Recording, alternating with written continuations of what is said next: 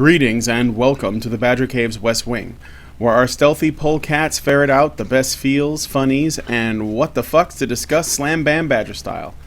Your sinuous hosts for this evening are, what the hell does sinuous mean? Myself, Supreme Doge in Charge, our polecat punster Hannah, Dr. Random McCam, the panda at large, Max Simpsonskin, not jaundiced, and our Anchorilla Scott. This evening, we'll be covering the following topics. Actually, it's afternoon. That's why the show is entitled Last Time I Was This Early, because I have an appointment later on. So, this afternoon...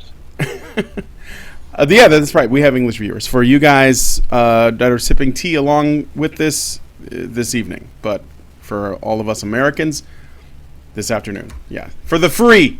Alright, so this evening we'll be covering the following topics. Angry cunts send their tampons to a Texas governor.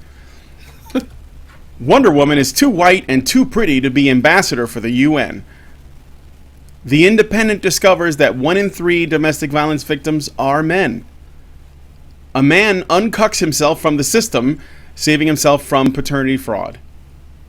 And Uber bans flirting from the passengers.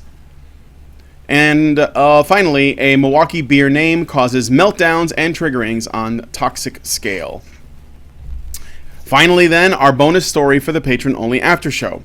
Christina Hoff Sommers, also known as Base Mom, writes an article on how feminism can be made great again.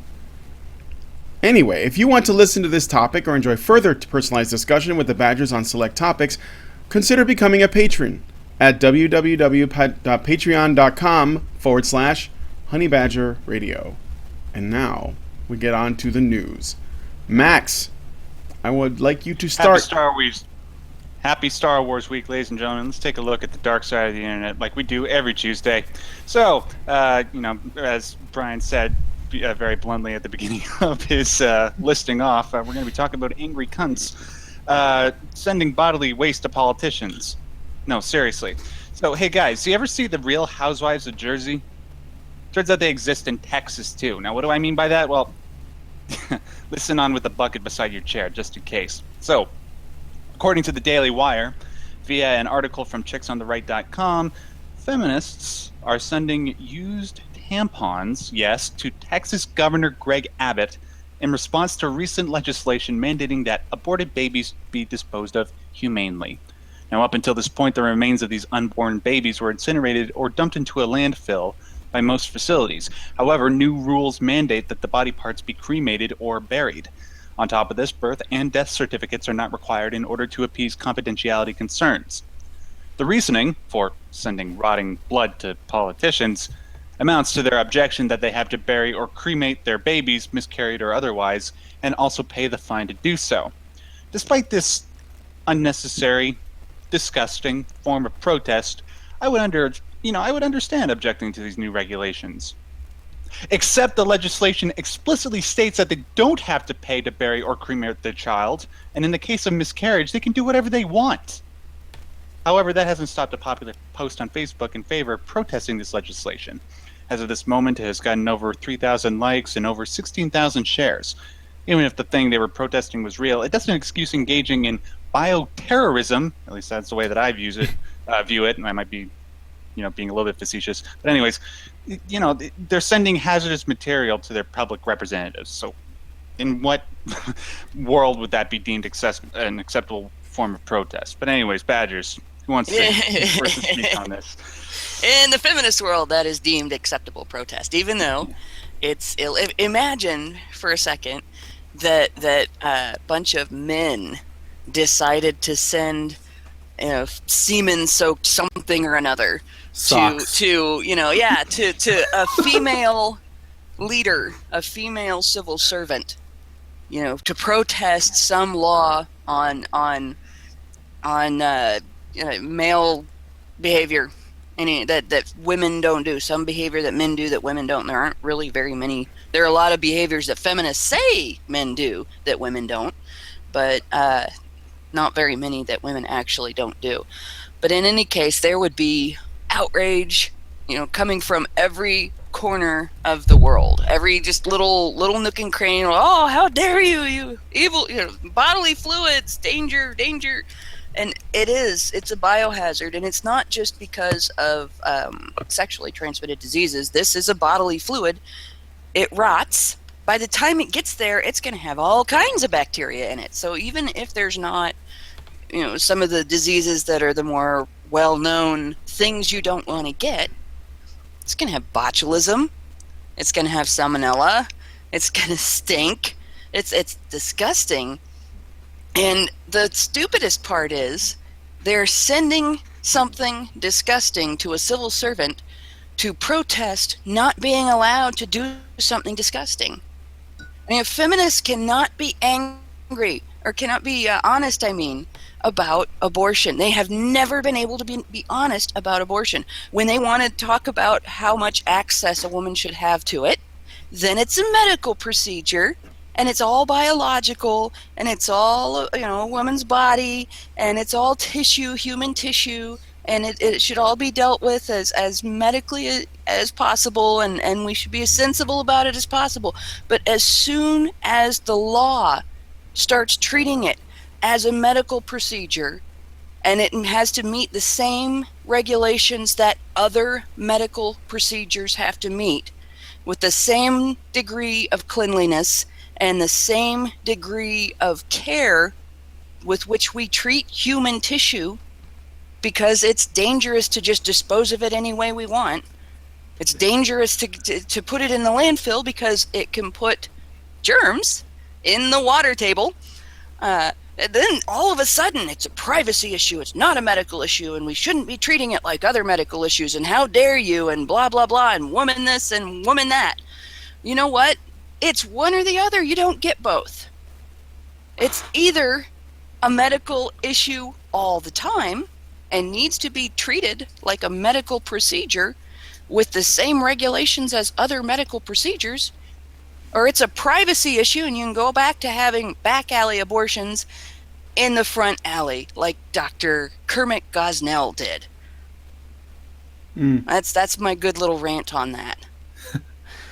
Yeah, it's sort of like we're not waiting. Oh, sorry, Max. Go ahead. No, I was just going. Well, I guess I probably shouldn't step over the gorilla on what I was about to say. But I was about to say. Watch it there, friend.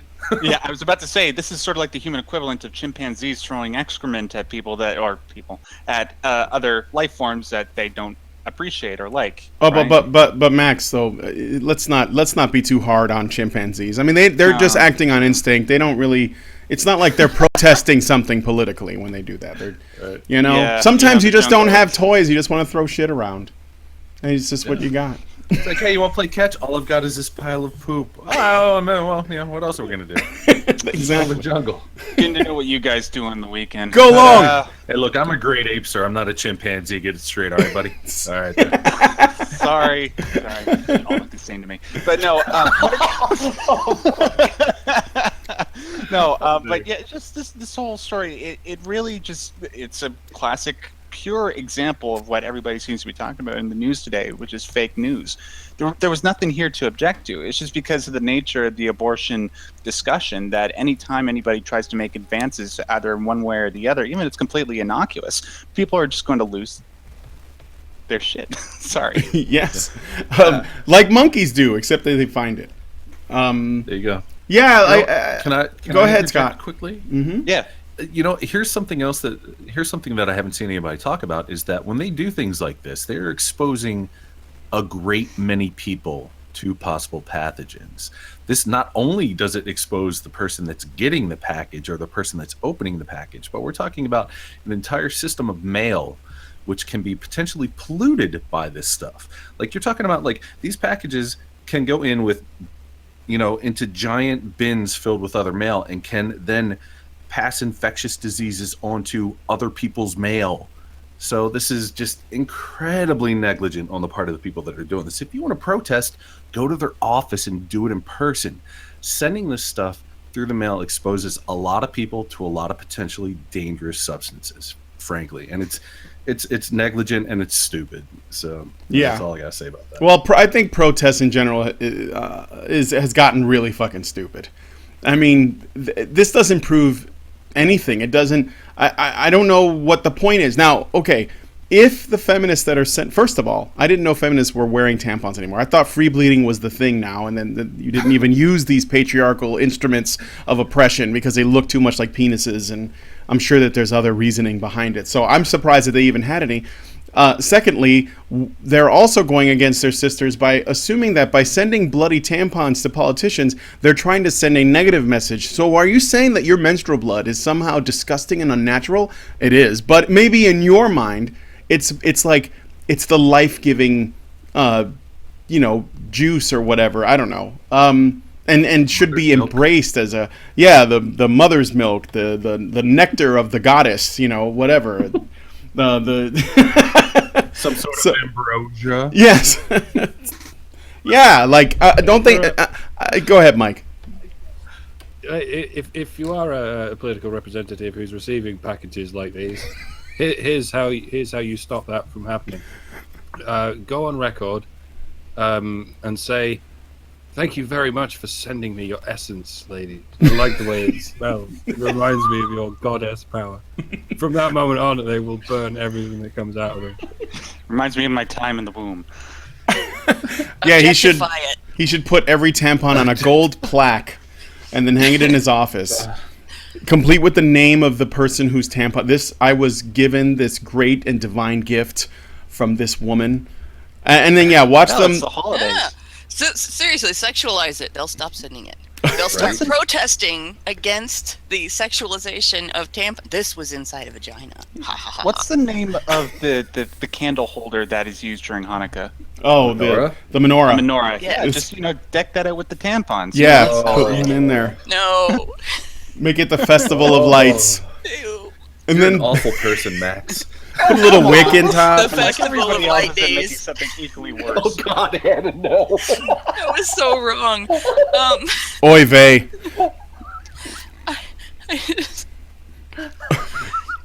Seriously, this is not the most disgusting thing that feminists have ever done, but it's the most disgusting thing that I can think of recently that feminists have ever done.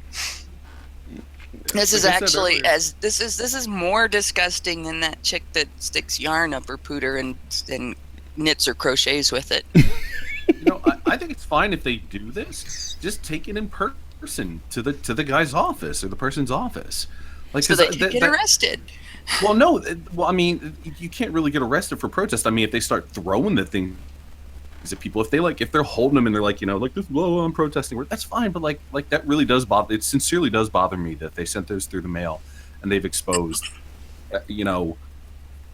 Everybody an in accountable between. number. Yeah.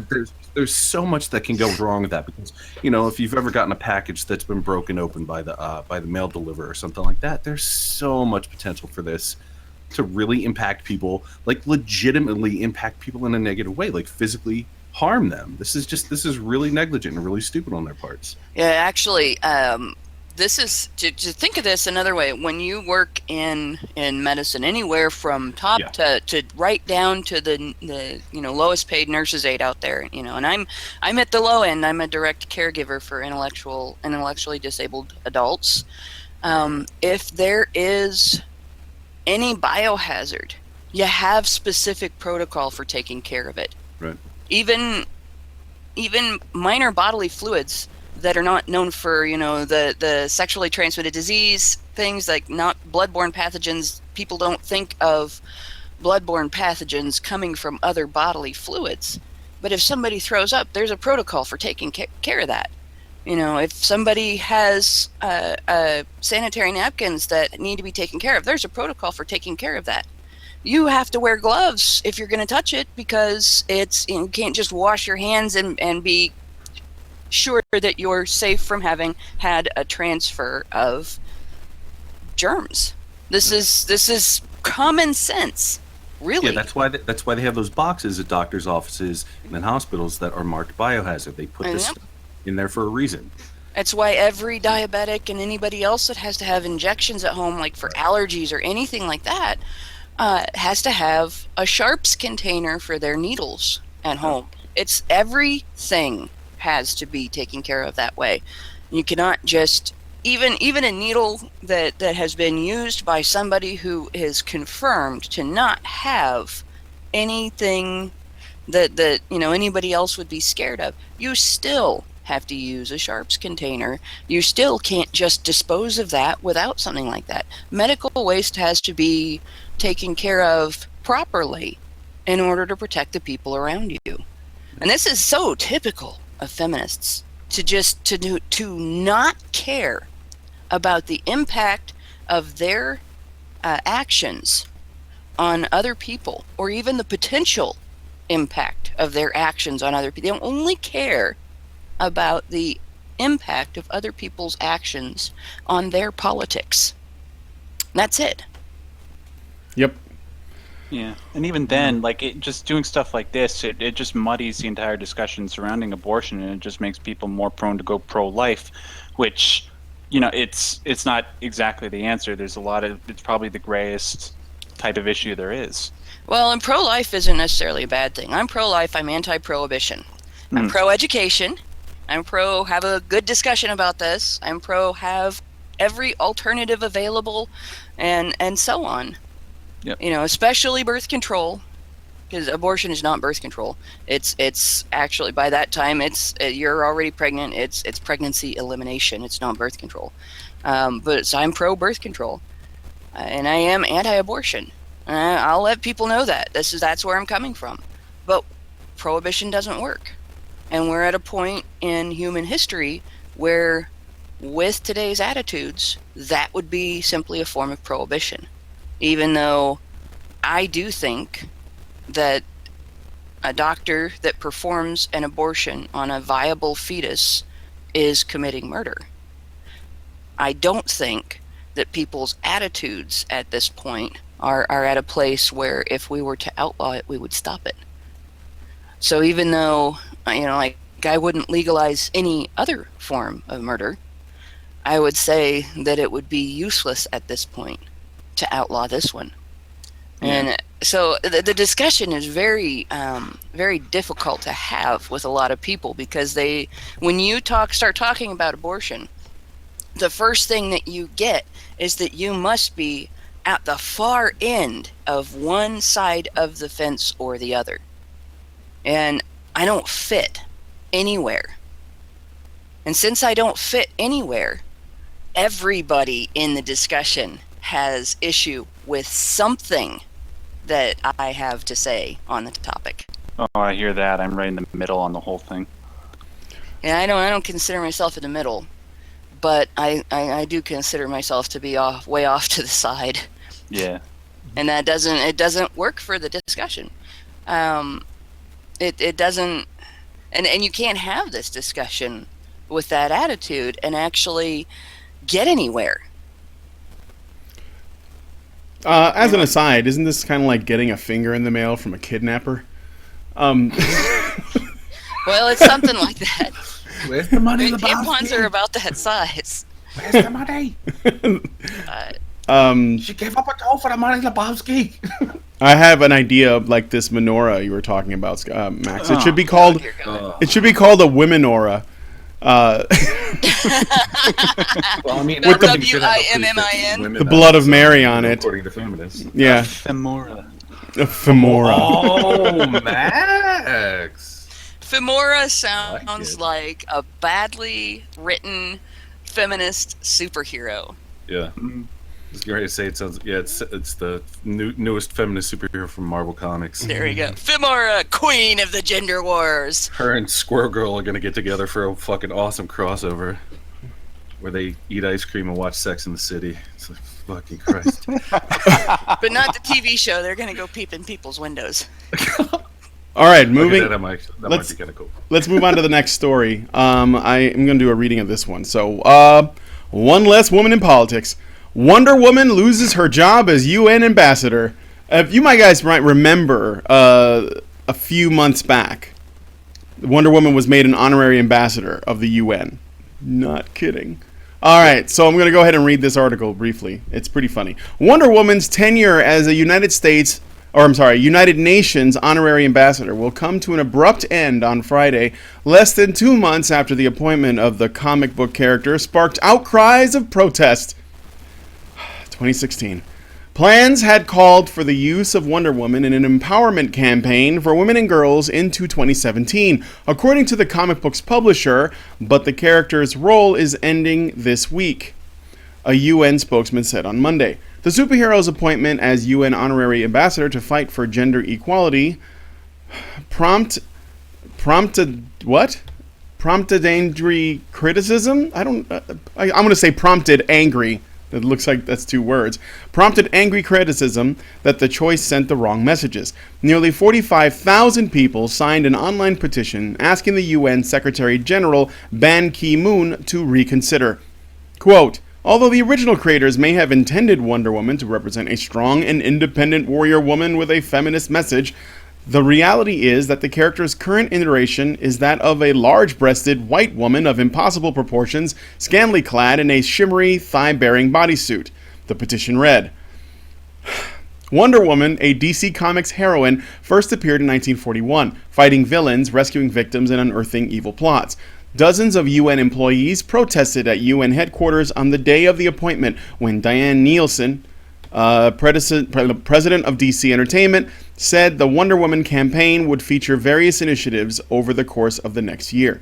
The UN did not provide further details as to why Wonder Woman campaign was ending this week, but spokesman Jeffrey Brez said campaigns using fictional characters often lasted no longer than a few months.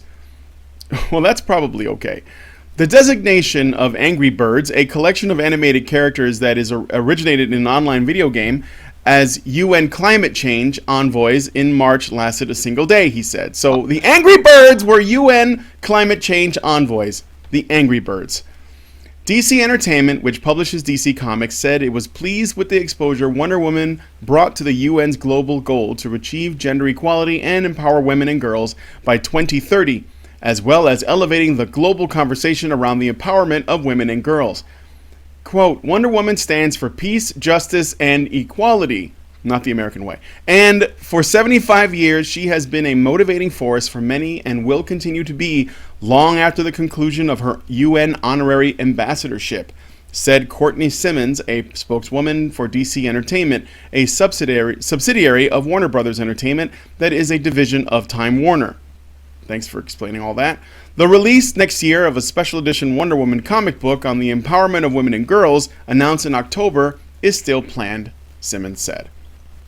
Okay, so first of all, the appointment of a fictional character when there are tons of other just beautiful, empowering, just strong women out there that are advocating for the rights of women out there around the world.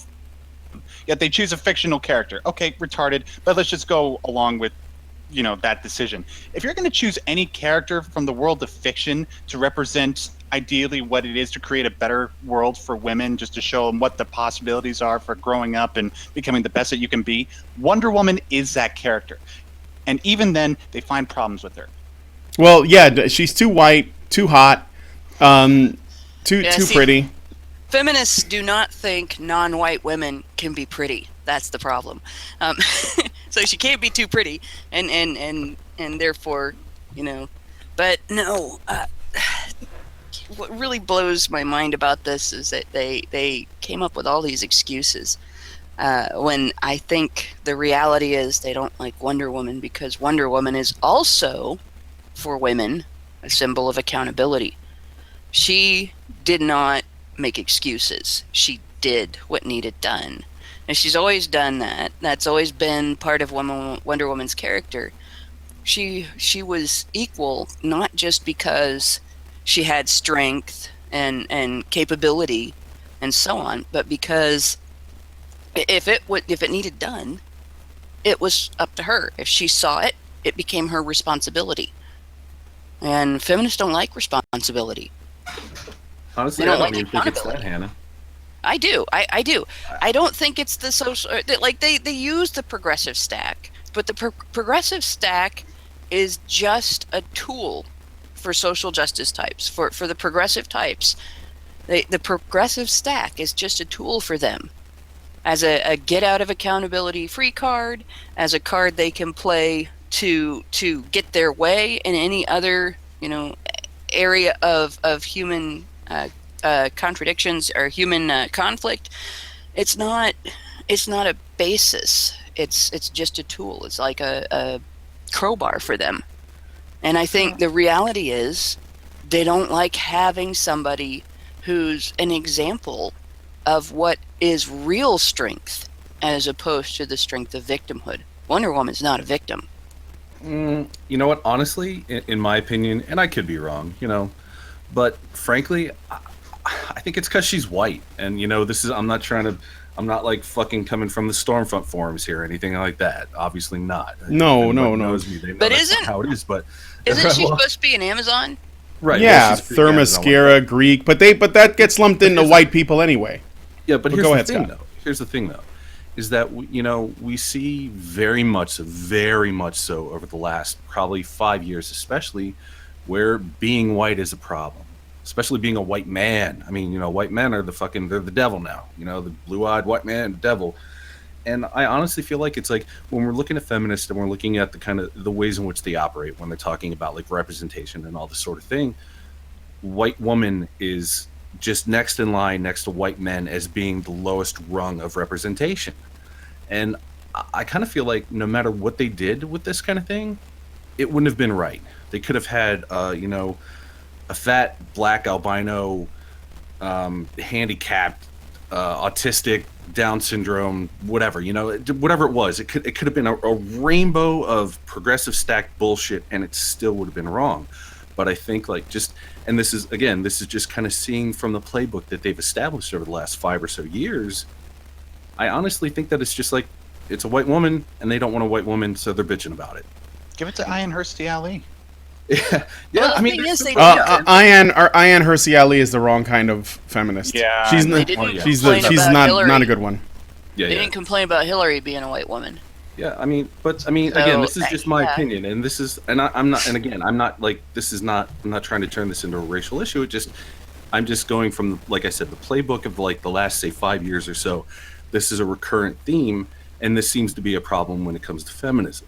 It's like there's this self-loathing, and it's like if you're white, if you're white, it's not right, or whatever the fuck. After whatever those people's, I can't remember who it is, but Let me put it this way. feels like that. With their playbook, okay, you use your playbook, you use your plays to get to a specific goal. In the game of football, the goal is to make your touchdown and so on. And you use your plays to advance your ball, or to stop the other team from advancing their ball.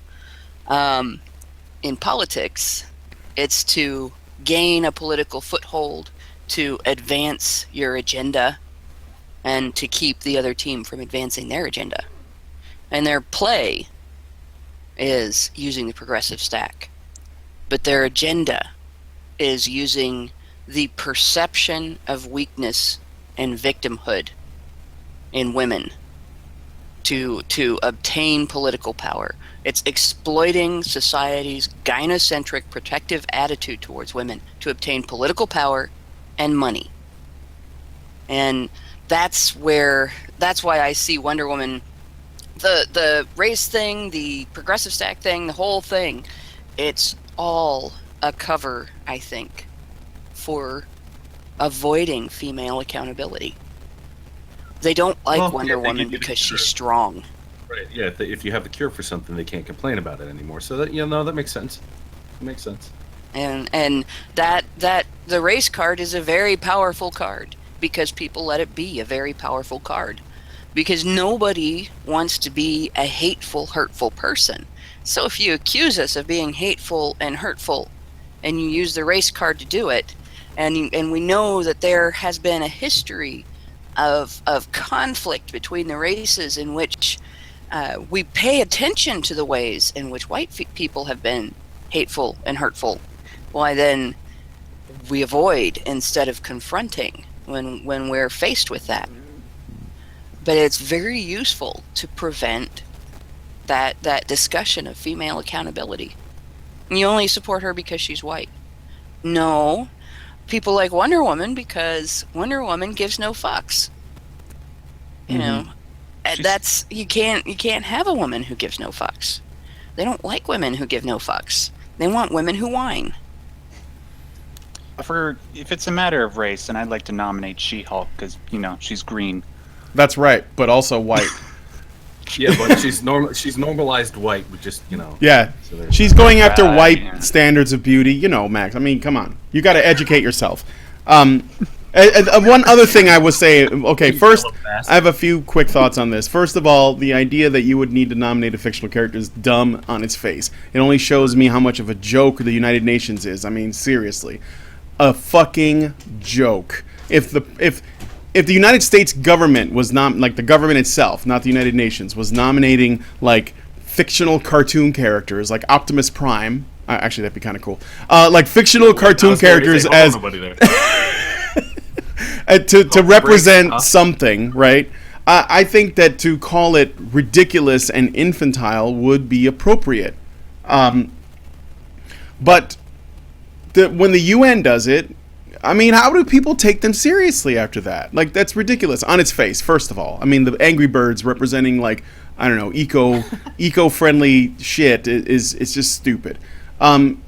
Secondly, the Wonder Woman thing, I think that the main issues they took with it was, yes, they said that she's white, so that she represents, I don't know, the progressive stack politics bullshit about, white normative, whatever. And then the other thing is, which is also important, she is attractive to men because they say she wears skimpy, skin-tight outfits that show a lot of skin.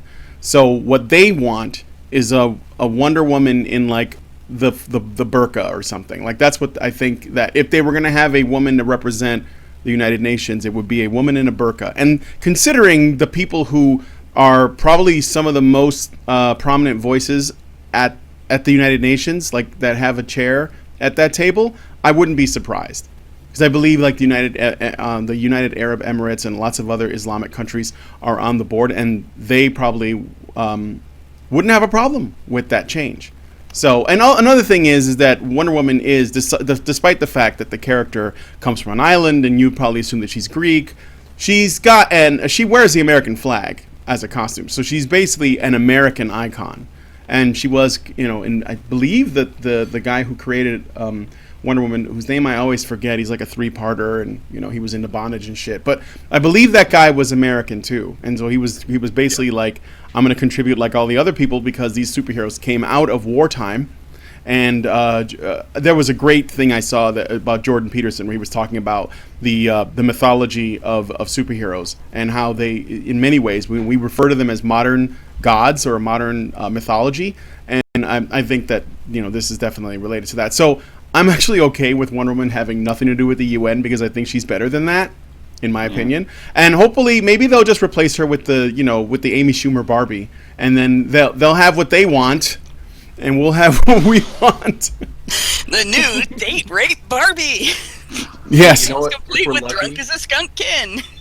Maybe if we're lucky, they'll put some unfuckable yard beast like Zoe Quinn in there to fucking be the representation for it. Because that's what, let's just be honest, that's what they fucking want. They want some fucking yard beast, fucking ass person. Mm-hmm. That, fucking Christ, dude, get the fuck on. Well, if they're including fictional characters, then why not God? Hey, come on, UN. Do it. We all want the devil. Gunshot. He can represent empowerment. Yeah, they can take photos of Alanis Morissette from Dogma.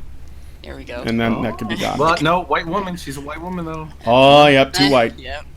Oh. And pretty. Yes. She's not talking. She has tits. Oh, God. Yeah. You just hear Wonder Woman in the background going, "I'm too sexy for this ambassadorship. Too sexy for this ambassadorship." Well, she is. So sexy, the feminist shit.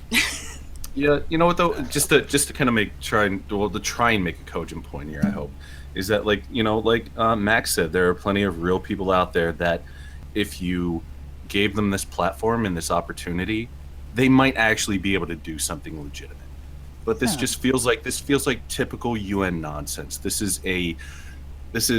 an empty gesture to begin with, because it's not like Wonder Woman is going to go out and give speeches to people and try and actually empower anybody through education or through building homes for Habitat for Humanity or whatever the case may be. This is another empty gesture from a toothless organization called the UN.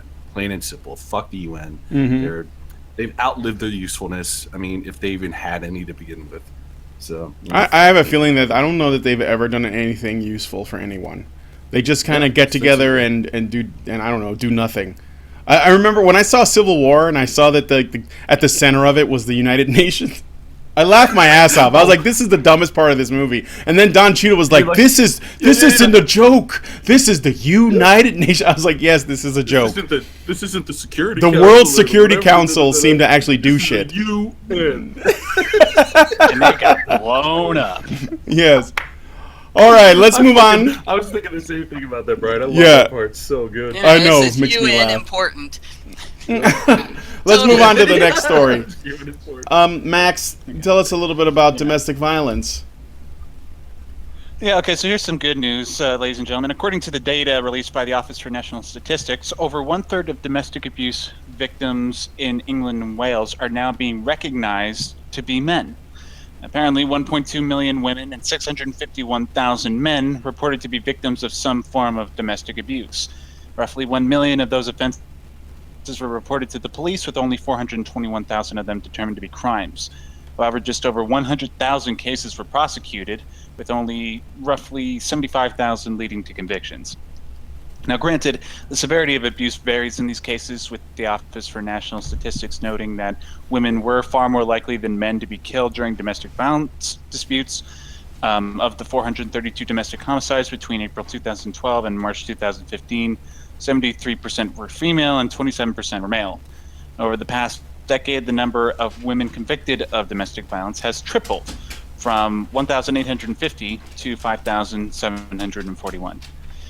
Now, when Polly Neat, the chief executive of Charity for Women's Aid, was asked for comment, she welcomed these latest statistics, but said they failed to reflect the quote-unquote true situation. Now, granted, she did make very important points about how the figures do not take into account the impact of abuse on the victim, the severity of the violence, incidents, or if they formed a pattern of coercive control. She also added the following, and take from it what you will, quote, "We know that nearly half of women killed in the UK are killed by an intimate partner, compared with 6% of men killed and not always by a woman. And we know that the overwhelming majority of victims of repeated patterns of coercion and control are women, and that on average 2 women a week are killed by a partner or ex-partner in England and Wales. We are talking to the ONS about these serious concerns and working with them to make sure the data captured is relevant, accurate, and helpful in tackling domestic abuse and ending violence against women and girls. Badgers, discuss." All right, well, the first thing to point out here is one of the reasons that the feminists who control the domestic violence victims advocacy industry say that it is different between men and women is because they treat the exact same behaviors for the exact same reasons differently, whether a woman does it to a man or a man does it to a woman. And one really strong example of this is partner A is cheating or is suspected to be cheating on partner B.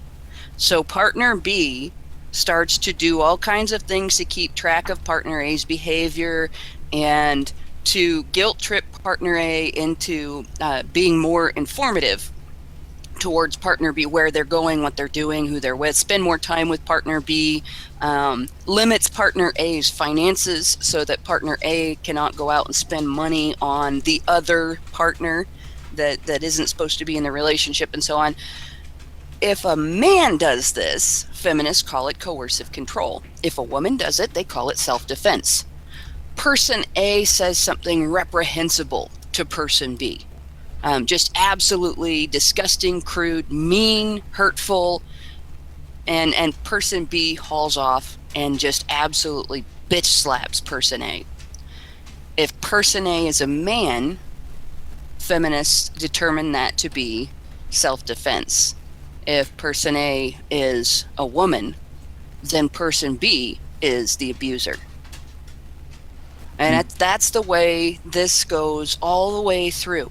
So as long as they're doing that, as long as they're saying, when a woman does it, it's self-defense. When a man does it, it's coercive control. When a woman does it, it's preemptive self-defense. When a man does it, it's physical abuse. That's how they allow themselves to be able to say, women are the bigger victims. This happens more to women. It doesn't happen more to women. It happens more to men. Men are more likely to be arrested, even when they are the ones who are more injured, even when they are not the ones who hit first. Men are more likely to kill themselves as a result of coercive control, of emotional abuse, of financial abuse. And so feminists don't treat that as death from being abused. They treat it as a suicide, even though the person was abused to death. Just the same as when a man beats a woman to death, or stabs her to death, or shoots her, or whatever. And the other thing is, an abusive woman can go out, and is more likely to go out, and hire someone else to kill the guy instead of facing him herself.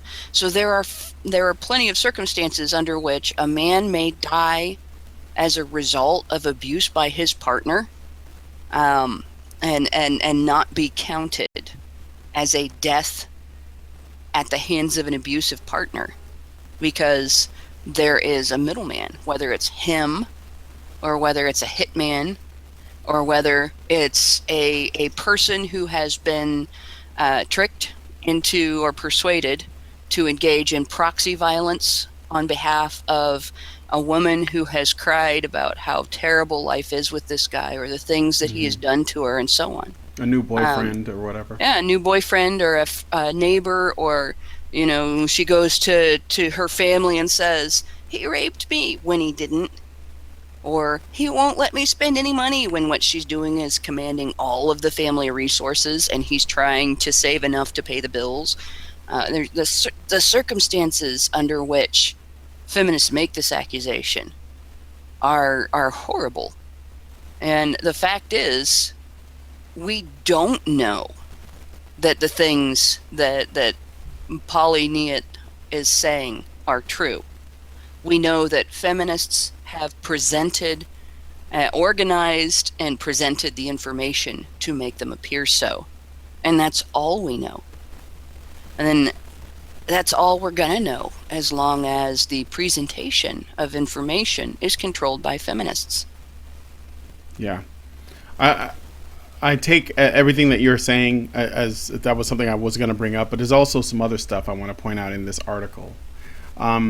This quote, we know that nearly half... Well, first of all, let me just say that I'm glad that male victims are being acknowledged, like that they exist at all. And I think that the continuing of conversations like this and others on the net, whether it's on YouTube or other articles or blogs or alternative media, is making it to where the larger publications can no longer really ignore it, and that means it inevitably gets into the public consciousness, and that's all great. I'm glad that people are acknowledging that this can happen, but there's still a couple of things missing from the equation here. First off, there is what Hannah pointed out, which is a consequence of, in part, feminist failure, and maybe even the average person's failure, to acknowledge women as agents, as capable of doing harm to their partners, as capable of being abusive, whether physically, emotionally, or mentally. Another thing is interesting how this woman makes this quote, which I want to point out. She says, we know that nearly half of women killed in the UK are killed by an intimate partner or former partner. Now, the reason why I'm going to focus on this for a second, she doesn't designate that the intimate partner is male or female, which is important because, you know, lesbian couples exist as well as heterosexual couples. And lesbian couples, according to the statistics, are the couples that are the most violent when it comes to domestic violence. They're the ones that engage in it the most often. While, interestingly enough, gay couples, male and same-sex, male couples, are the least likely to be to engage in domestic violence or to have that happen. And so, choosing her words very carefully, and I think that's purposeful, because then she's not lying when she says nearly half of women are killed by an intimate partner or former partner. So that could also include women, and that doesn't necessarily, I'm not trying to exclude men here, but when you look at the statement on its face, I think it's very easy for people to fall into the trap of, oh yeah, that's men doing that. But no, it's women doing that as well as men doing that. And then she says, compare with the 6% killed, and not always by a woman. So in that statement, you see that there's a subtle, sort of sleight of hand that happens where she says, oh yeah, and here's instances where men are killed. However, not always women are doing it because gay couples exist. So she eliminates lesbian couples in the first half of the sentence, and then includes gay couples in the second half of the sentence. Even just by implying it, because that's the only way the only place you can go. Because as far as I know, Zers aren't killing people as much. So. Well, there's another aspect to that. I want to point this out, because this is something that feminists do with numbers all the time. What she has said is not evidence that more women are killed by an intimate partner than men, but that more men are killed by people who are not intimate partners to them than women. Yeah. And if you have, let's say you have equal numbers of men and women killed by intimate partners, but men are more likely to get mugged, men are more likely to get killed in a fight, men are more likely to get killed defending their intimate partner from a criminal attacker, men are more likely to get killed in a war, men are more likely to get killed in accidents on the workplace. Those men are all killed, but they're not killed by their intimate partners. Yeah, that was the other thing I was going to point out. That's something that they did the same thing in the United States with workplace death numbers. And then when you look at the numbers more honestly, you find out that there is not an epidemic of women being killed in the workplace by their intimate partners, the way feminists tried to infer. So we can never trust a quote like this. Mm-hmm. And that was the other thing I was going to say. And just to sort of repeat it, I was just going to say that just because it says 6% of men are killed, while nearly half of women are killed by intimate partner violence, there is nothing to suggest that, the thing to point out here is that the reason that men are probably only getting killed in 6% of cases by intimate partner violence, is, to speak to what Hannah's saying, is probably because they're getting killed by other stuff a lot more.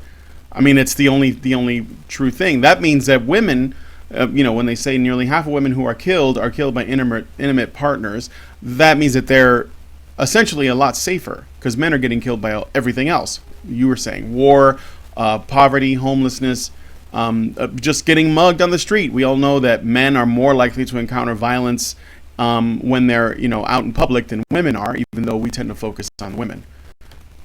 And also there's another. Sorry, man. No, it's okay.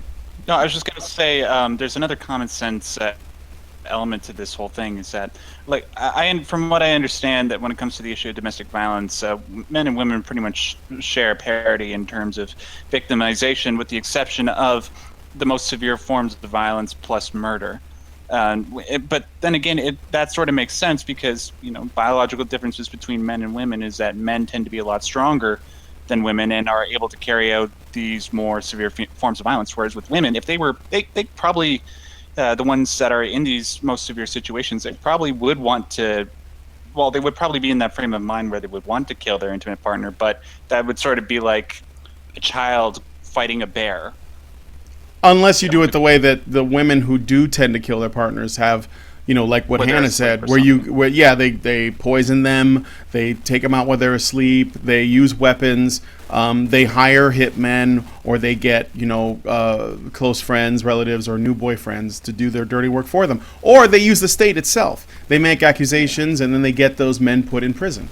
So, maybe a man isn't necessarily murdered by his wife, but he could still have his life ruined if he ends up going to jail, because she used the state against him. And if he resists for whatever reason, he could end up dead.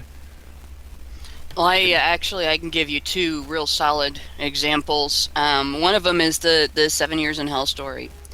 And the man in that story was on suicide watch more than once because of his experience. 7 years of repeated malicious false accusations, malicious prosecution, never knowing when he was going to be not arrested but picked up for questioning, which means they didn't have to Mirandize him, but they could still treat him like he was being arrested, and he has PTSD.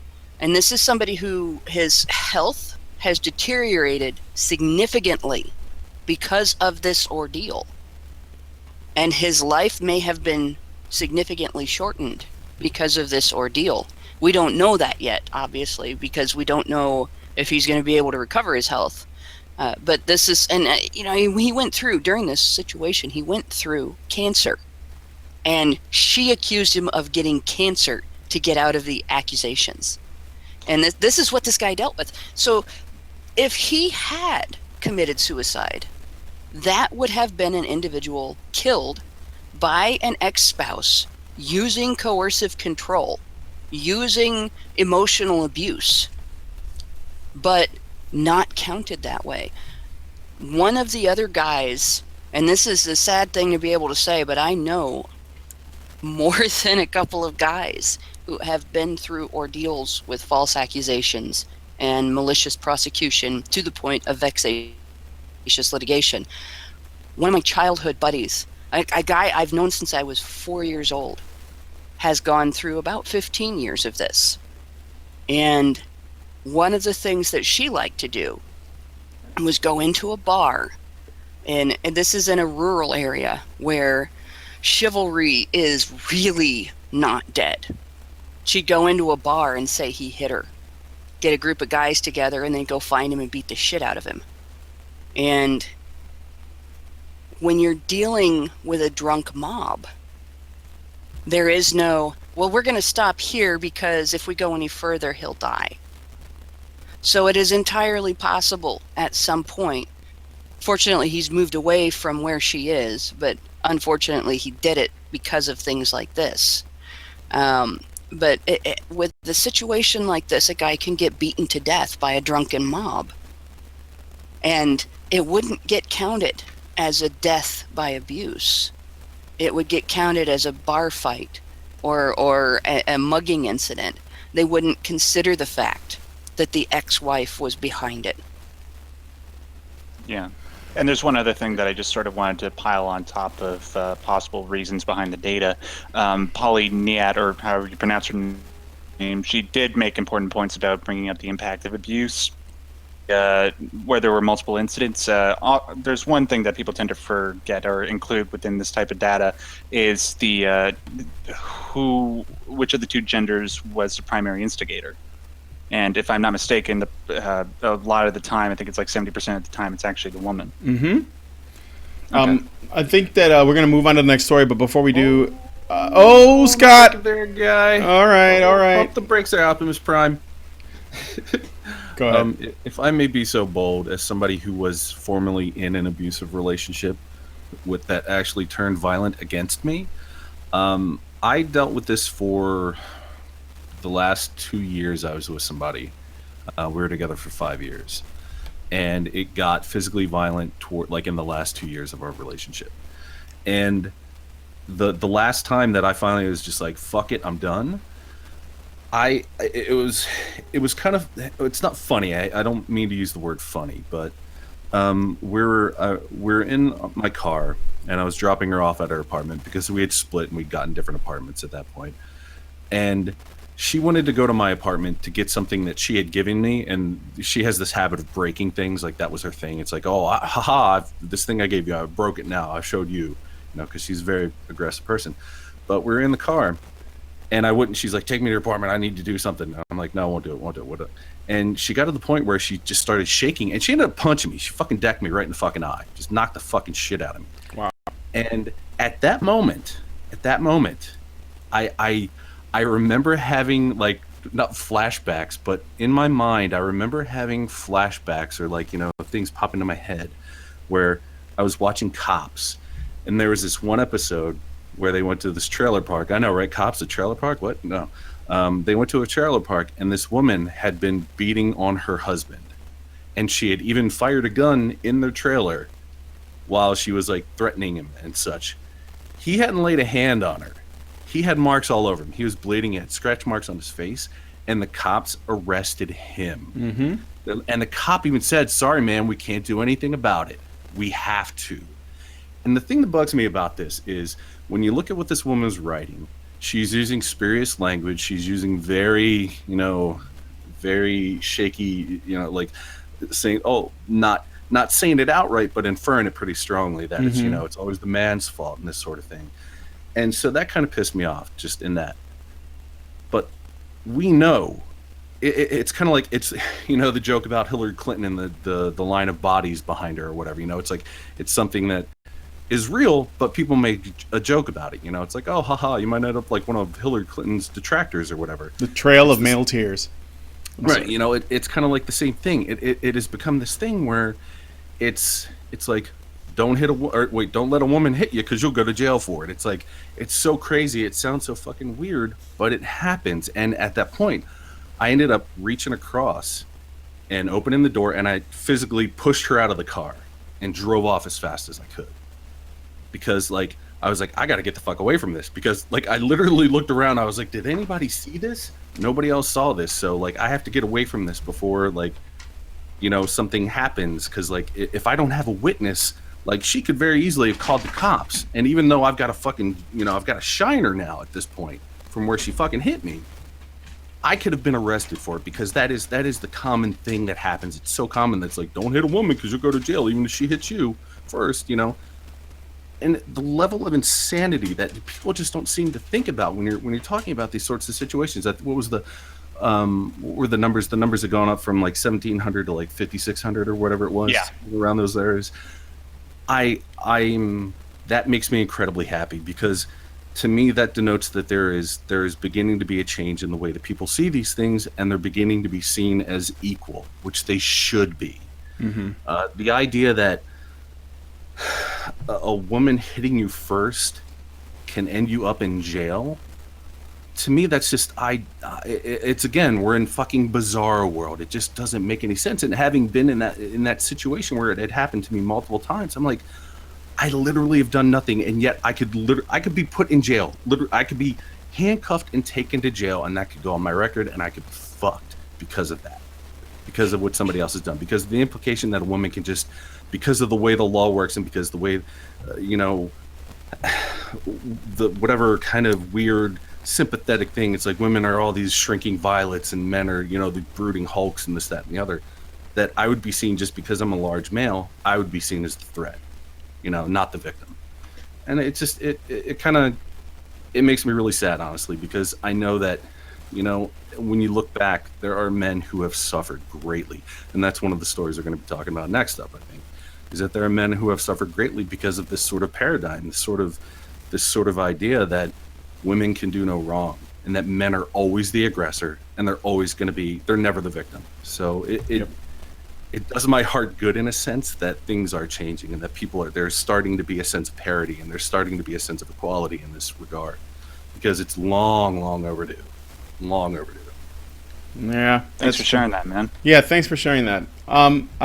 So just to wrap up, I was just going to essentially echo what your sentiment was, Scott, in that last comment, where, I want to end on a positive note, because we were talking about like the language that was being used, and I think that's important, that there's still, some misinformation floating around, some holes in the way that this is being discussed that we need to acknowledge, the intimate partner violence, how there are same-sex relationships, and how the stats can be misleading. And I think that that's essentially feminists playing yes, we acknowledge that they exist and that there are problems. However, women have it worse, women worsting. We don't really I'm not interested in engaging in the who has it worst game. I just want to, acknowledge there's a problem and see if we can fix it, because there are how many domestic violence shelters for men? Exactly. Right. So, I'm good on you, Independent, for pointing this out, and I hope that this sort of encourages more discussion. When you go into the future, I make the recommendation that if you're going to be doing any reporting on male victims of domestic violence, Please look very closely at the statistics, notice the stuff that's being left out, and acknowledge it, and challenge people who are telling you about this. Where is the, could this 6% or 8% stat be due to X, Y, and Z? And then also, lastly, don't blame men, because that's going to come down to the whole, well, yes, we acknowledge this is a problem, but here's the reason why men don't get help. It's because toxic masculinity and they don't know how to share their feelings and cry in public and shit like that. No, fix the problems. Karen said very succinctly one time, she said, I'm not concerned with the fact that men are not okay with crying in public or crying about their problems. I'm more concerned with the things that actually cause them to cry in the first place. So, why don't we take care of that? All right. Moving on to the next story. Scott, I'm going to give this one to you. 26 years a slave. After 25-year-plus legal struggle, Detroit resident Carnell Alexander may finally be close to the end of a long and grueling child support case. Alexander's case is a little different than what you might be used to hearing about. In the early 90s, during a traffic stop, Alexander was arrested and informed of outstanding child support debts. The only problem is that, to his knowledge, he had no children. He learned that during earlier in his life, while in prison for unrelated reasons, he was named as father to the child that wasn't his by an ex in order to claim welfare benefits. When he failed to show, he was named as the father by default. This led to his arrest and eventual garnishment of his wages. Attorney Sharika Harris decided to take up the case once word of the story reached her. As their suit moves forward, officials have dismissed the child support case against Alexander.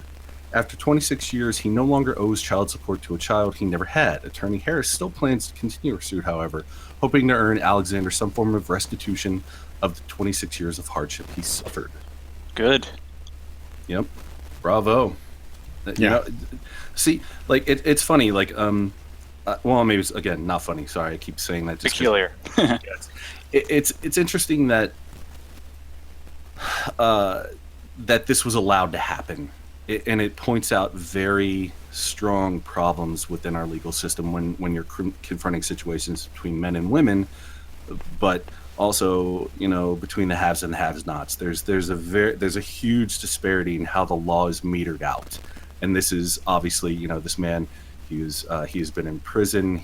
I'm assuming he is lower income, and he is not given the sort of leeway somebody who is in a better position financially, or however, would be given. I mean, plain and simple. There's there's a different set of laws for people depending on their financial stability and or lack thereof. And I think he's probably, been a victim of this, obviously, for 26 years. I hope he does get restitution. I hope he does get, some comeuppance to a certain degree, because, this is horrible that our legal system is so skewed in this manner. This is just atrocious. Yeah. Oh, when it comes to fathers and child support and custody and stuff, the state is particularly egregious in the going after the poor. The state uses things like this and like putative father registries, which the putative father registry is kind of a catch-22, because if you don't use the registry and you want custody of your child, or at least partial custody of your child, and you're with a woman who you can't trust to tell you that she was pregnant, and you can't trust to not adopt your child out instead of giving you the opportunity to be the father that you want to be, you don't have a say. You don't get a choice. You get screwed again. And if you do register for the putative father registry, then if she gets pregnant by someone else, you're at risk of being called the father of a child that is not yours. And if you prove the child is not yours, you still are at risk of having to pay child support like this without getting to even try to be a father to that child. And it's ridiculous. And then on top of that, if they make even the slightest pretense of an effort at notifying you, they can say they notified you even if they didn't. And this is not the only case like this. This is just one that made the news. And there are numerous cases in which men who are not fathers have been forced to pay child support to women who have named them as fathers in order to get welfare. There have also been cases in which boys who are fathers by adult women who, under the law, have committed rape, have been forced to pay child support even as young as an 11-year-old has been forced to owe child support even though he could not work, because it's not legal to employ an 11-year-old because of these child support laws. This is an area where a lot of reform is needed. The law needs to change dramatically around this. First of all, a guy should have a hearing at which he is present before he can be forced to take paternal responsibility to a child he did not father. You know, and that, like, he should never be able to be forced to take paternal responsibility for a child he did not father. There should have to be a profoundly serious reason before you force a father out of his children's lives if he is their father. And nobody should be made homeless by a child support obligation, male or female.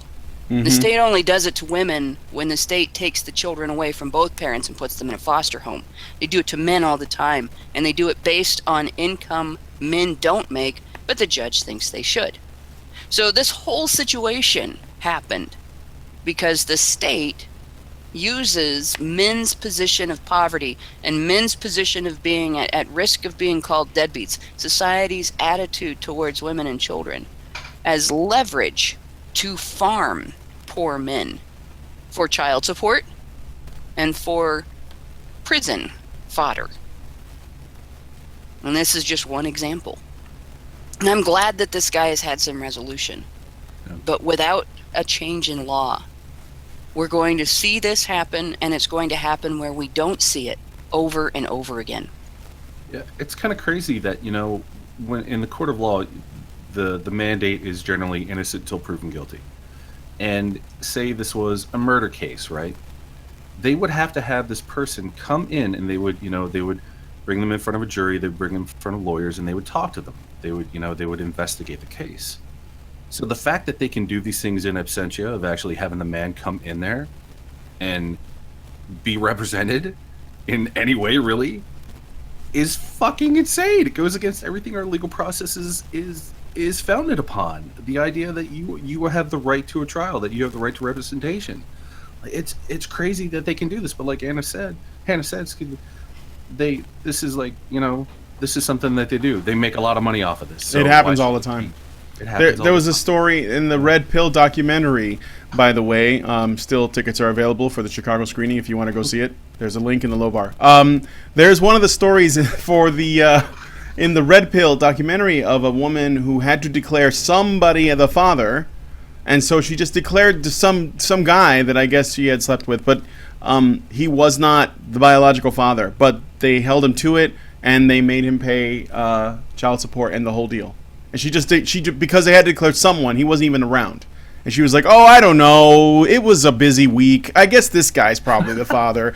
You know, and that's what happened. Yeah, I know. This sort of thing is not uncommon. Yeah, and that standard would not hold up in a regular court. That's fucking insanity that it would in this situation, you know? Mm-hmm. I don't understand the inconsistencies within the way our law works. It's beyond me. I'll tell you some of it. And this goes back to the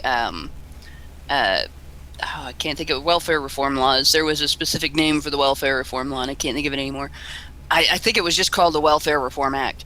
But in that act, the law provides for financial restitution to the states from the federal government for efforts to collect child support, on the basis that if poor women, single mothers, were receiving enough child support, they wouldn't need welfare.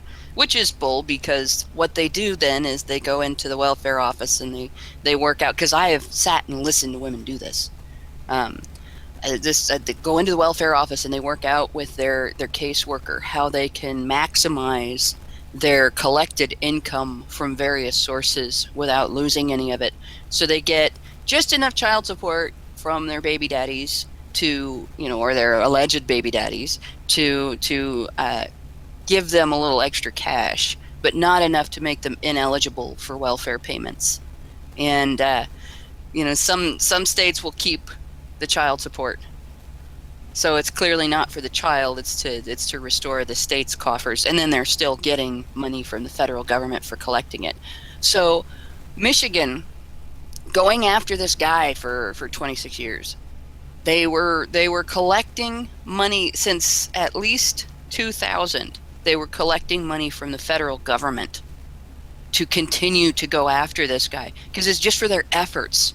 It's not. It doesn't have anything to do with anything. It's just for them being able to say, yes, we are trying to collect child support.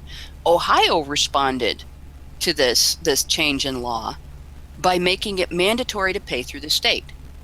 So if you don't pay your child support through the state and you live in Ohio, Ohio can say that was just gifts that you gave to your ex, and you still owe all of that child support and try to collect it. And and because you are paying through the state, they can tell the federal government they're making you pay, and they can collect from the federal government for that. This is how government works in the United States now. They're profiteering on people's pain. Kind of like, the way they profiteer on cigarettes. They're profiteering from people's addiction. They're profiteering from people's pain and people's dysfunction here. Well, I mean, we've seen that for basically as long as there's been cars on the highway. When you talk about like getting pulled over by police for various mystical things that they make up on tickets, so it's like this just it's kind of par for the course as far as government goes. They're going to fleece the citizenry in any way they can. You weren't speeding, you were just driving too fast for road conditions. It's raining and I'm doing the speed limit. It's not sleet. Yeah, I've seen that. Yeah. But I'm seeing people in the chat. Michigan was fucked up. No, this is everywhere. This isn't just Michigan. This is Ohio. This is North Dakota, South Dakota, Florida, Texas, any state that you live in, Alaska. This happens everywhere. The law covers every state. Every state has incentive to not care whether you're the father, to not care whether you're responsible or not. They have incentive to go after you regardless because the federal government pays them to. Yep. All right. Well, it's incentivized also in a lot of cases. I think you did that earlier too. Yeah. All right. Well, I'm happy for this man. I hope that he can get some restitution and uncuck himself. But we'll have to see. And yeah, this sort of thing shouldn't be fucking happening in the first place. But what are you gonna do? All right, moving on to the next story. Uber bans customers from flirting. Uber released a new set of rules for passengers, most of which are already illegal or common sense.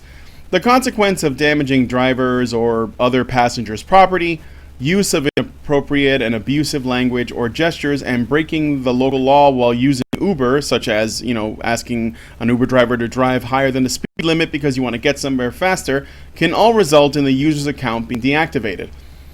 Now, so can flirting.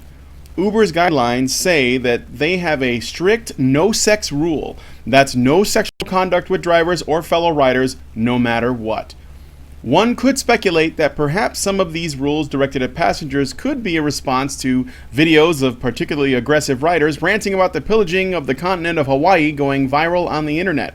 However, most news sources covering the new rules attribute them to an overextended response to Uber's problems with drivers. Recently, a California Uber driver was charged with 4 counts of sexual assault after allegedly raping an unconscious 17-year-old girl who was really, really drunk, and a lawsuit was settled, brought by 2 women from Boston and Charleston, South Carolina, who said the company was responsible for alleged sexual assault. New York Daily News cited a study by the National Bureau of Economic Research that found Uber drivers discriminate against black customers and that women often have to pay extra for chatty drivers who drag out their rides. The report said drivers appeared to be flirting to a captive audience. Okay, now a couple things I want to point out about this article. There is a weird flip that happens in much of the material surrounding this. You see, the new rules that Uber put out specifically are directed to passengers, not drivers, not flirting or having sexual, sexual encounters with drivers. Also, abusing them. One of the rules was no vomiting in the car. Apparently, that had to be made a rule. And no asking the drivers to break the speed limit so they can get someplace faster. So they were directing these rules at the drivers, but for some reason, much of the news that was reported talked about that rule was directed at the passengers, but a lot of the articles written talked about the behavior of the drivers, and that's a different animal. So there's a weird conflation going on, but I thought this was an interesting article because they're trying to make flirting. Ban it, which I'm like, how do you even control that? I would pose a couple of questions. First of all, if you met someone you were interested in at any job, okay, and then you guys hit it off, and you wanted to, like fool around or whatever. In most jobs that would be acceptable, provided you're not doing it on, like in the store or something. But if you guys had met and you decided to get intimate, that would be fine. How do you square that circle with Uber? I mean, aside from the fact that the Uber drivers' cars belong to the drivers. These are people that are driving their own cars. How does that even work? Like, how would you control that? The other thing I would put in there is it possible that Uber actually doesn't plan on enforcing anything, because how would you do it, assuming that all the people involved are consenting? How would you be able to control that, but maybe you're just saying it out loud so people can hear you? It's like virtue signaling, so that people who are upset about the sexual assault of the 17-year-old girl, or the woman who was going to go to Gawker with her hula girl video or whatever, would be sated. Or even that really violent chick. Do you remember the doctor woman that got into a fight with a driver and like threw all of his shit out in the street because he wouldn't take her all the way? Yeah, I mean... Right. Literally, stuff like that. Speaking. Yes, right, literally. Yeah. So honestly, I don't know. Go ahead, Scott. This is honestly, this is much ado about nothing, because if you want to think about this purely legally, Uber has to do this. They have to go on record, and they have to have these rules in place to protect themselves, because at the end of the day, somebody could be like, well, it was an Uber car. I'm not going to blame I'm not going to go after the driver, because the driver's not going to get me any money in a court of law, but I could go after Uber and I could fucking sue them crazy. So they're covering their ass. Yeah, basically that's all this is. I mean, I can't really see any other reason for them to be doing this. They're just, it is very much, I think, very strictly a legal matter of just having to make sure, that their asses are covered, and then that they can't be. It's like, okay, well, you work for Uber, but we're not liable for anything that you do, or anything that because like maybe the driver will go after Uber and try and because maybe they say they've been put in a hazardous work environment or something like that. It's just them covering their ass. That's all this is. Hannah? Having worked both as a actual employee for a business and as an independent contractor for a business, I can say there's a big difference between the two situations, and Uber needs to get their shit figured out with respect to which thing their drivers are. I mean, it's important simply because it does affect the degree of liability. And I worked for a newspaper. I was a stringer, which means I was an independent contractor who provided content for the newspaper. And my actions could still reflect on the newspaper, but at the same time, the newspaper's liability for me was entirely different than when I worked in retail and I was an employee of a store. And so the company where I was the employee of the store had a great deal more leeway for taking control of my personal behavior.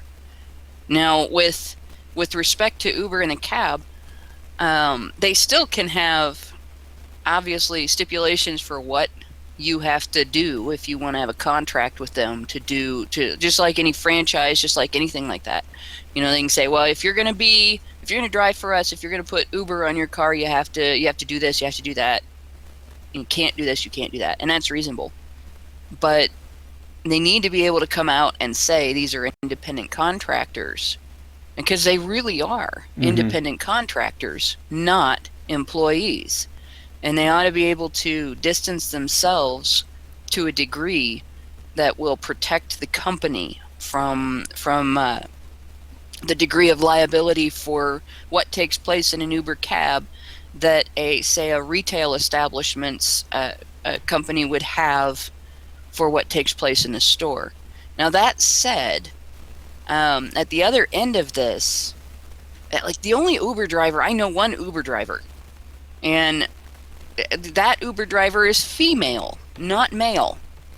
So, like, the only difference between the passenger flirting and the driver flirting is that the passenger truly is flirting to a captive audience. The passenger has the power of being able to complain about the driver. The passenger has the power of being able to affect the driver's status with the driver's employer. Whereas the driver does not have that degree of power. They might be able to say to the employer, well, this passenger harassed me, and I didn't like being flirted with, and I wasn't interested, and the passenger didn't stop. They might be able to do all that. But when it comes down to it, the passenger is the one with the money, and the company is more likely to care what the passenger says than what the driver says. So from the perspective of an individual who's been in a similar but not the same situation and had to deal with CYA, it would be advisable for all Uber drivers to have cameras in their cars. Yeah. So I was going to say, get dash cams. They're really fucking cheap, and they can save your ass if something like this happens. That's not an unusual thing either. And there are countries in which drivers for cab companies and Uber drivers are keeping cameras in their cars because of the frequency with which women try to use false rape accusations to get out of cab fare. And it's made news repeatedly. This is a situation where the driver, because like I said, Uber's not an employer. They're a company that contracts with independent contractors, and it's an entirely different relationship, business relationship. The driver is the one whose ass is hanging out, and the driver is the one who needs to invest in the camera. There you go. Max? Yeah, I was just going to say, as far as the legality behind this, disagree with me, but I figured what this sort of reminds me of is, that argument that some feminists like to say, it was legal to rape your spouse until so-and-so piece of legislation came along. Well, no, it wasn't. I mean, there was a lot of jurisprudence prior to that negated that from being legal, but it's just this particular thing made it explicitly clear. This is sort of what this whole thing reminds me of. It makes sense, and as far as trying to outlaw the issue of flirting, I think it's just common sense that if you're going to engage in with a business like this, you don't try to actual contact. As far as the whole issue of just what you say verbally, I don't know, maybe you could outlaw that as far as the in the car. And then maybe, hey, the guy has a card and you give it to her later, and he's like, hey, you want to hang out or something. But even then, that's a little bit too high maintenance, and it just makes the whole experience just over-regulating general human interaction. It doesn't sit well with me. Yeah. I wonder how many people become Uber drivers in the hopes that they meet someone. I mean, I know that seems really like I don't know, because I use Lyft. I don't know if you guys have Lyft where you're at, but I use Lyft on occasion to go from place to place, and I also have an Uber account, but I don't use it as often. And every time I've been in a car with a Lyft driver, almost every time, if they seem like they like Chicago natives or whatever, and their English is really good. I always end up chatting with them for the entire drive, and they're pretty decent conversationalists and all that. So I wonder, I wonder how many Lyft and Uber drivers, part of like what they're doing other than making money on the side or whatever it is they're working through. I wonder how many of them think, oh, you know what, I could meet interesting people this way. And it's just something I was just thinking. Outside the realm of possibility. Yeah, that's for sure. Yeah, It's probably a lot like working in other areas where you work with people. You go into that if you get good at it, at least if you are able to build a rapport with people instantly. And if you're not good at it when you start, if you want to survive in the industry, you learn fast. Like, I've never really been good at socializing, but when I went into retail, I had to be, because you have to socialize to sell things. And then I'm sure it's probably similar. There are probably people who are silent the entire cab ride, but there are plenty of people who will chat with their cab driver and stuff because they're in the car with a person. And, the cab driver, if they want to survive as a cab driver, they got to be able to be good conversationalists, because otherwise, they're going to be seen as rude. And so it probably does attract people who are friendly, and it also probably teaches people who are not necessarily social to be a little more social than they were before they started the job. Yeah. I just wanted to point out that guy T's in the chat right now. He's actually pointing out a pretty reasonable solution to this whole quote-unquote issue, if that's what you want to call it. He's saying, why don't we just ban women from leaving the house without an escort? Yeah. Oh, we could also make it illegal for them to drive, and then they have to get Saudi Arabia. and then they can be driven around by their male escorts. It's for their protection. Right. It's for their Feminists protection. kind of proposed that. Well, feminists wanted us. Didn't they want like a special lane on every street for women to drive in? Oh yeah. Yeah, they did. And, like, they sabotaged their own. We want women to be able to drive, but we want our own spaces because men are bad. Is that that sounds like a Sweden thing? Is that Sweden? No. No, It was proposed in America. Women, actually, Call it it was the pink women lane. in Islamic countries that wanted to drive also had that. Like, they want to drive, but they want things that are financially kind of impossible. And they don't understand. A lot of them that are advocating for this don't understand the logistics of what they're demanding, so they don't understand why it's unreasonable, and why they aren't going to get the more important thing they want if they don't stop demanding the things that cannot logistically be done. Yep. They could paint it pink if they did it. Oh, that would piss them off. All right. Let's go on to the last story. We're going to go out with something a little bit lighter. What, Scott? What? Oh, what is it? The HOV lanes? The You what? know, Emergency vehicle, yeah. I was trying to think of something something vaginas. Humans operating vaginas. That could be their lane. Yes. For the women. Driving humanity and cars. Okay, so You're a natural salesman, Brian. the the final story. Sobering mistake. Milwaukee's Mobcraft Beer apologizes for their beer submission named Date Grape. Yes. Yeah. Oh, let me go through this.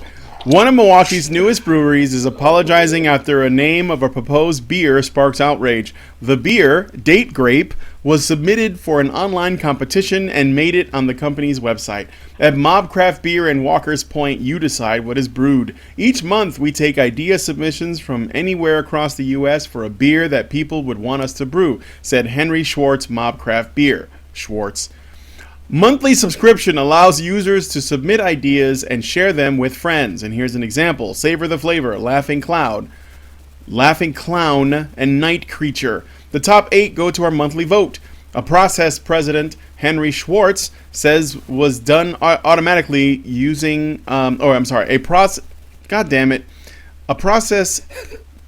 that says was done automatically using computer algorithms with no human intervention is now coming with a big apology. We looked into it and said, holy crap, this is horrible. This is a name that cannot be in our monthly voting round. Making the top 8 this month, this competition, a submission from a man in Colorado called Date Grape, the pun on date rape and alcohol going viral online.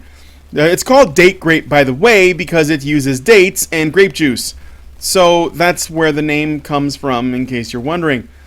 Many were expressing outrage.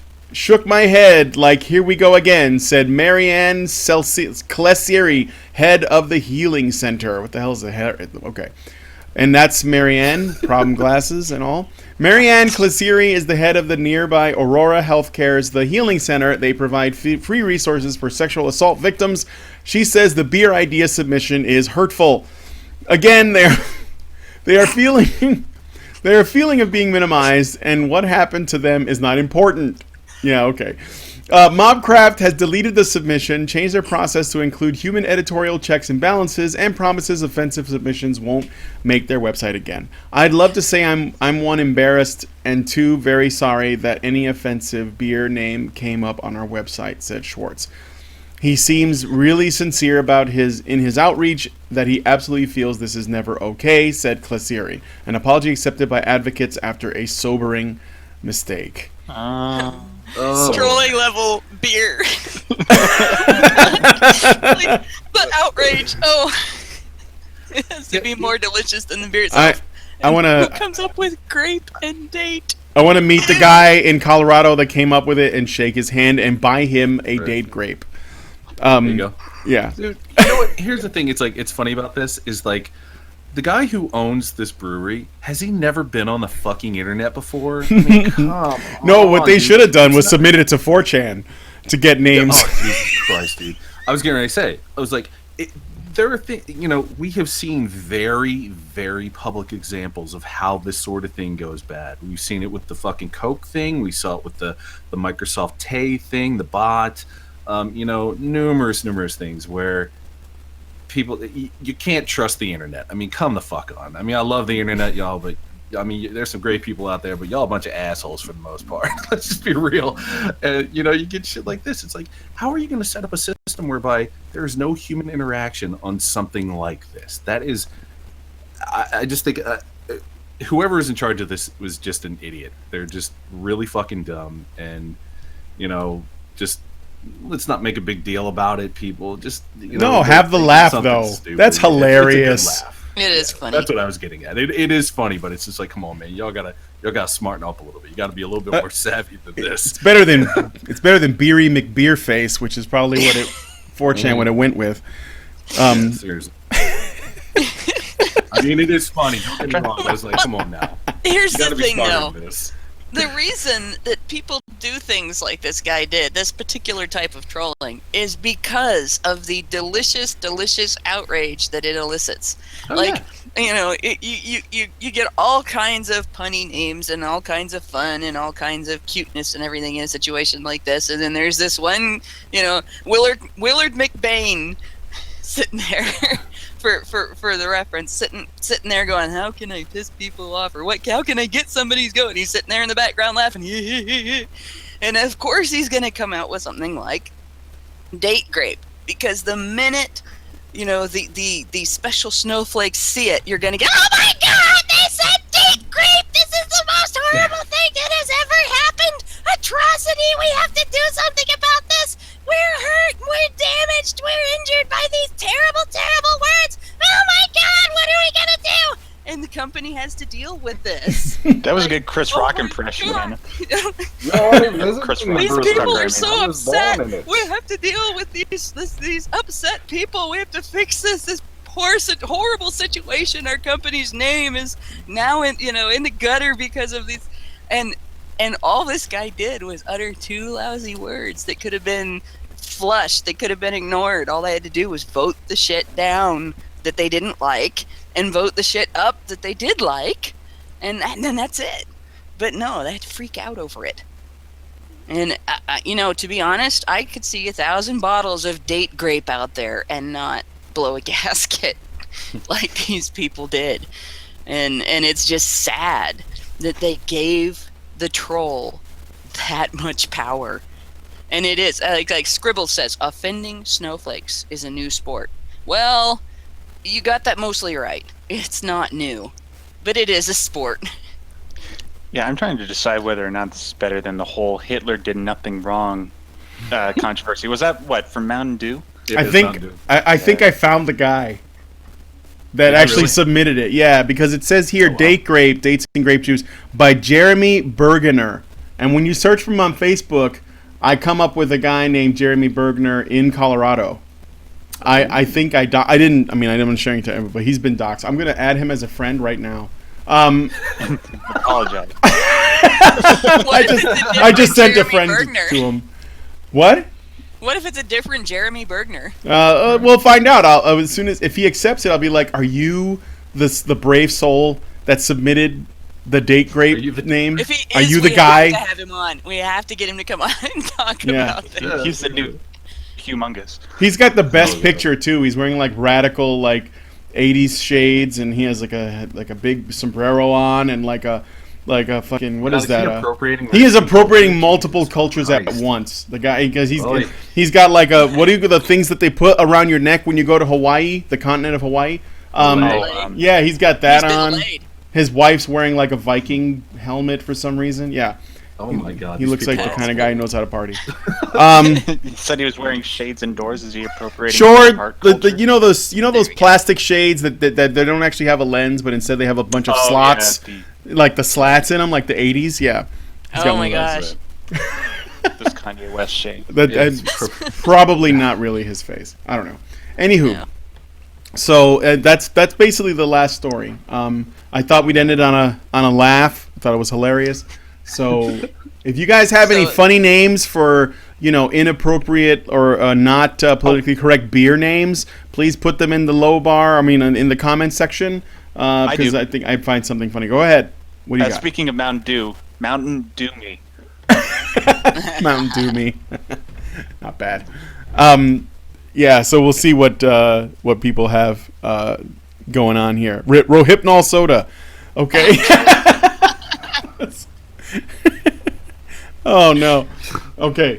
So I'm gonna go ahead and wrap it up because I got we got to do the after show where we're going to go through Christina Hoff Sommers' article, and then I have to go see my optometrist. So we got to take off. I want to thank my panelists, Mike, Scott, Max, and Hannah. Without you guys, this show would suck balls because it would just be me. And I want to thank the viewers for coming in and tuning in. I also want to thank Lindsay, my stapler, and Mike J and Max for doing the write-ups for this week's show. So we'll see you guys next week on the Polecat. And until then, enjoy the rest of your week. Motherfucker.